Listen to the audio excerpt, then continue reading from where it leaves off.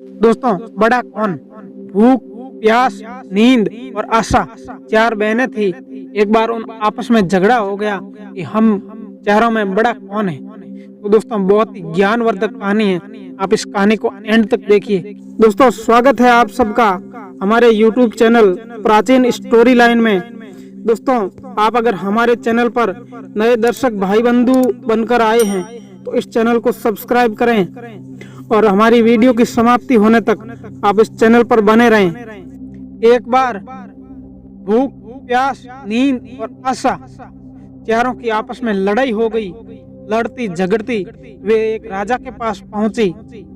एक ने कहा मैं बड़ी, दूसरी ने कहा मैं बड़ी, तीसरी ने कहा मैं बड़ी, चौथी ने कहा मैं बड़ी। ऐसे करती आपस में झगड़ती वो एक राजा के पास चली गई। सबसे पहले राजा ने भूख से पूछा, क्यों बहन, तुम कैसे बड़ी हो?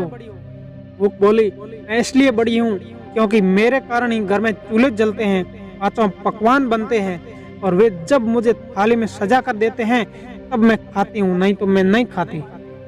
राजा ने अपने कर्मचारी से कहा, जाओ राज्य भर में घोषणा कर दो कि कोई आज चूल्हे नहीं जलाएगा, पांचों पकवान न बनाएगा, न थाल सजाएगा। भूख लगेगी तो भूख कहाँ जाएगी।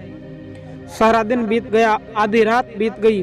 भूख को भूख लगी, उसने यहाँ खोजा वहाँ खोजा, लेकिन खाने के लिए कहीं कुछ नहीं मिला।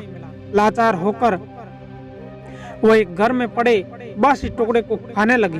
प्यास ने यह देखा तो वह दौड़ी दौड़ी राजा के पास आई।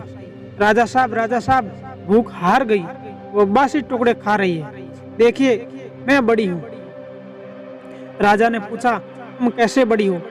प्यास बोली, मैं बड़ी हूँ क्योंकि मेरे कारण ही लोग कुएं तालाब बनवाते हैं, बढ़िया बर्तनों में पानी भरकर घर में रखते हैं और मुझे गिलास भरकर देते हैं, तब मैं उसे पीती हूँ, नहीं तो नहीं पीती। राजा ने अपने कर्मचारियों से कहा, जाओ राज्य में घोषणा करा दो कि कोई भी अपने घर में पानी भरकर नहीं रखेगा और ना ही गिलास भरकर पानी दे। कुएं तालाबों पर पहरेदार बिठा दो, प्यास को प्यास लगेगी तो कहाँ जाएगी। सारा दिन बीत गया, आधी रात बीती। प्यास को प्यास लगी, वह यहाँ दौड़ी वहाँ दौड़ी, लेकिन पानी की एक बूंद नहीं मिली। लाचार वह एक कीचड़ के डब्बे पर झुककर पानी पीने लगी। नींद ने देखा तो वह दौड़ी दौड़ी राजा के पास पहुंची और बोली, राजा साहब, प्यास हार गई है। वह एक कीचड़ के डब्बे में पानी पी रही है। सच में बड़ी तो मैं हूँ। राजा ने पूछा, तुम कैसे बड़ी हो?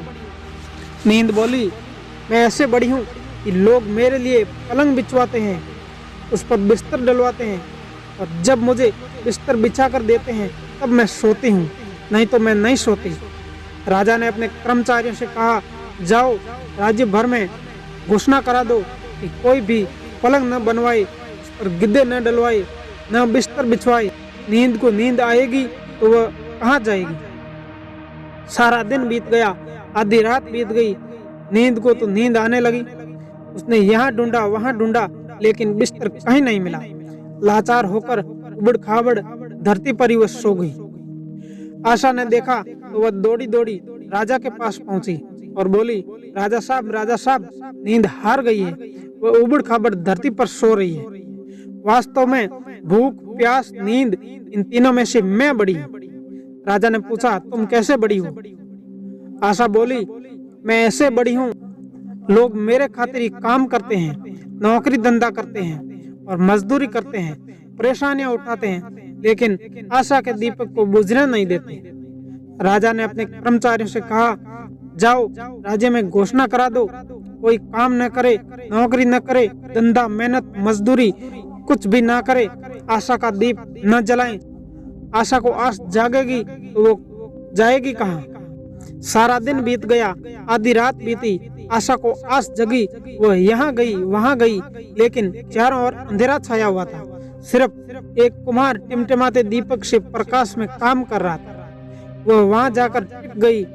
राजा ने देखा उसका सोने का दिया जल रहा था, रुपए की बाती तथा कंचन का महल बन गया। जैसे ही आशावान बनने से उसकी मनोकामना पूरी हुई, वैसे सब आशावान बने और अपनी मनोकामना पूरी करें। दोस्तों, ऐसे ही आप की आशा रखेंगे अगर अपने काम पर, तो अवश्य सफल होंगे और ये कहानी अपने बच्चों को सुनाइएगा, अपने दोस्तों, मित्रों और जिगरी यारों के साथ शेयर कीजिएगा और हमारे चैनल को सब्सक्राइब कीजिएगा। धन्यवाद, मिलेंगे अगली